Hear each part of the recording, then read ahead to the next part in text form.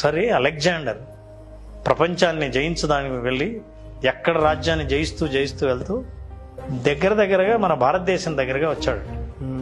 వస్తే ఎవరో అన్నారంట, అయ్యా భారతదేశం యోగులకు మహర్షులకు చాలా ప్రసిద్ధి, ఇక్కడెక్కడో దగ్గరలో అడవిలో ఒక యోగి ఉన్నాడంట, ఒకసారి కలుద్దాం. అలెగ్జాండర్కు కాస్త జ్ఞానం మీద నమ్మకం ఉండడం కొంతమంది, ఎందుకంటే అలెగ్జాండర్కి ఫిలాసఫర్స్ కూడా ఉండేవాళ్ళు. సో ఒకసారి యోగిని కలుద్దామని వెళ్ళాడు. మన భారతదేశపు బార్డర్లోకి వచ్చిన తర్వాత ఒక అడవిలో ఎక్కడో చెట్టు కింద మౌనంగా తపస్సు చేసుకుంటున్న ఒక యోగి కనిపించాడు. సో అక్కడికి వెళ్ళాడు అలెగ్జాండర్ వెళ్ళి ఆయన ధ్యాన ముద్రలో ఉన్నాడు, ధ్యానం చేసుకుంటున్నాడు. చాలా ఓపిక్గా ఎదురు చూశాడు. ఓపిక్గా ఎదురు చూస్తే తర్వాత ఎప్పుడో ఆయన కళ్ళు తెరిచాడు. అయ్యా, మీ గురించి మేము విన్నాము, మీకు ఎంతో జ్ఞానం ఉంటుందట, మీరు నాతో పాటు గ్రీస్కి వస్తే మా దేశానికి మా ప్రజలందరూ సంతోషిస్తారు, అందులో జ్ఞాన భూమిలో అడుగుపెట్టి ఒక వ్యక్తిని నాతో తీసుకెళ్తే మీరు ఎంతో సంతోషిస్తారు, మీకు ఏం కావాలన్నా ఇస్తాను. అప్పుడు ఆ యోగి అన్నాడు, నేను సన్యాసిని, సన్యాసి అంటే అన్నీ వదులుకున్నవాడు, ఏ ఆశలు ఏ కోరికలు లేనివాడు, నువ్వు నీ దేశానికి వెళ్ళి నాకు ఇస్తానన్న కోరిక నాకేమీ లేదు, నేను ఇక్కడే ఉండిపోతాను, నీ దేశానికి రాను, ఏ జ్ఞానం కావాలనో చెప్పు అన్నాడు. నాకు కాదు, నా ప్రజల కోసం రమ్మంటున్నాను అన్నాడు. నేను రాలేను, ఇక్కడే ఉంటాను, నాకు ఇక్కడ ఆనందంగా ఉంది అన్నాడు. నువ్వు ఎవరితో మాట్లాడుతున్నావో తెలుసా? అలెగ్జాండర్ మహారాజు, చక్రవర్తితోనే నువ్వు రానని చెప్తావా అంటే, నేను రావాలనిపించలేదు, నేను రావాలని అనుకోవడం లేదు కూడా అన్నాడు. అసలు ఒక చక్రవర్తి ఆజ్ఞను నువ్వు శిరసావించకపోతే పరిణామం ఏంటో తెలుసా? నేను ఇప్పుడే చంపేయచ్చు, ముక్కలుగా నరికేస్తా అన్నాడు. నువ్వు నరకలేవు అన్నాడు.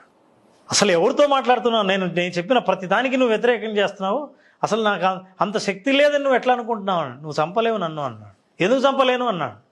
నువ్వు నా బానిసకే బానిసవు, నన్నేం చంపుతావు అన్నాడు. అదేంటి, నీ బానిసకు నేను బానిస ఏంటి? నా కిందే 100,000 మంది బానిసలు ఉన్నారు, నేను బానిస అంటావా అని.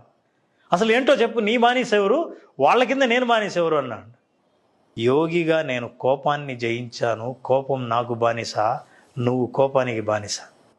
కోపానికి బానిస అయిన, నాకే బానిస అయిన, కోపానికి బానిస అయిన నువ్వు నన్ను చంపడం ఏంటి? ఒకవేళ చంపినా నా దేహాన్ని చంపుతావేమో కానీ నా ఆత్మను కాదు అన్నాడు.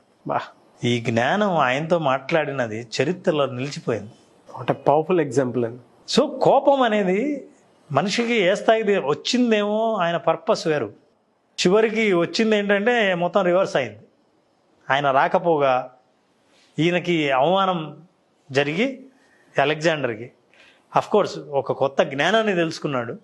ఒక స్టోరీ ఏంటంటే, అన్ని కుక్కలు పరిగెడుతుంటాయి కాంపిటీషన్కి, అన్ని కుక్కలు పరిగెడుతుంటాయి, ఎవరు ముందు వస్తారో అని వరుసగా నిలబడ్డాయి. ఆ పక్కనే పులి ఉంటుంది.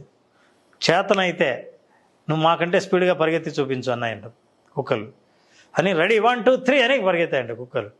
పులి పరిగెత్తలేదంట. అప్పుడు ఎవరో విలేకరు వచ్చి అడిగారు. ఆ విలేకరి సుబ్రావ్ వెళ్ళి, ఏం పులి, మా పరువు తీసావు, అడవిలో రాజువి, అక్కడేమో కుక్కలు పరిగెడుతున్నాయి, అవి ముందు వెళ్ళేటట్టున్నాయి, నువ్వు ఇంకా కదలలేదే అన్నాడు. నాకెవరితో పోటీ పడాలో బాగా తెలుసు, నేను పోటీ పడాల్సింది వీటితో కాదు. కాబట్టి కోపం ఎక్కడ రావాలో మీకు తెలియాలంటే, ఎక్కడ పడితే అక్కడ కోపం వస్తే మీరు ఇలాగే తయారవుతారు. వాల్యూ ఉండదండి. First very good comparison. చాలామందికి ఒక్క లైన్ చాలు. ఈ భ్రమల నుంచి బయటపడితే కోపాన్ని మనం అర్థం చేసుకోవచ్చు. మనం మళ్ళీ కలిసినప్పుడు అసలు కోపం అంటే ఏంటి, ఎందుకు వస్తుందో మాట్లాడుకోవచ్చు. డెఫినెట్గా sir. Thank you so much Ram గారు.